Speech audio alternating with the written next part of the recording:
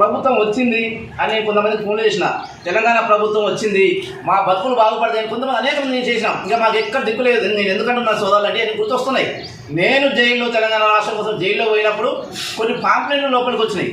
ఆ పాంప్లెట్లు చదువుకుంటే ఏముందంటే తెలంగాణ స్వతంత్ర పోరాటానికి ఏ విధంగానైతే ఆనాటి గవర్నమెంట్ గురించి స్వతంత్ర సమయంలో గుర్తించి వాళ్ళకి పెన్షన్ అందిస్తూ ఉందో ఈనాడు తెలంగాణ ఉద్యమకాల్లో కూడా ఆ విధంగా వస్తుందని ఆ పాంప్లెట్లు రాష్ట్ర సోదరులారా.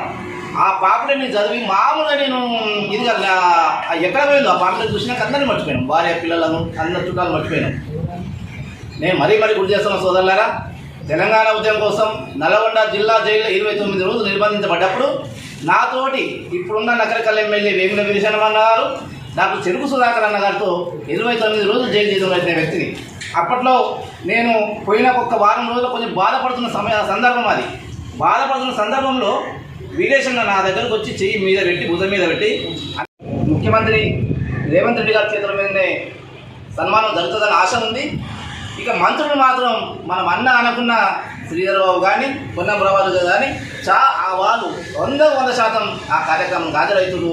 వారితోటి మనకు సన్మాన కార్యక్రమం ఉంటుందని సందర్భంగా గుర్తు చేస్తూ దానికి సంబంధించిన కార్యక్రమం విజయవంతం కావాలని రేపు సెప్టెంబర్ 1వ తారీఖు నాడు రాష్ట్ర కమిటీ నిజంగానే మన ఇక్కడ దాదాపు వచ్చారు. హైదరాబాద్లో మేడ్చల్లో జిల్లాలో స్టార్ట్ చేస్తే మామూలుగా కాదు, ఒక మన దగ్గర తక్కువ ఉంది. నిజంగా నేను అనుకుంటా, నేను ఒకసారి ఫీల్ అవుతా.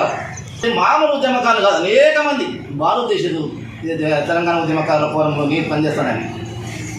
అదేవిధంగా సెప్టెంబర్ 1 నాడు భువనగిరిలో దయచేసి సోదరులారా రాష్ట్ర కమిటీ ఆదేశాన్ని మనం పాటిద్దాం.